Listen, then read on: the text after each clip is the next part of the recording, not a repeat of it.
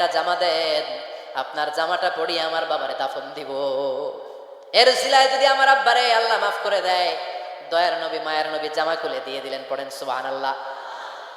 আব্দুল্লাহ রাদিয়াল্লাহু তাআলা আবার আবদার চললেন, নবী জানি আমার বাবা মুনাফিক, কিন্তু আমার তো বাবা আপনার দরবারে ফরিয়াদ, আপনি নিজে যে আমার বাবার জানাজার নামাজের ইমামতি করবেন।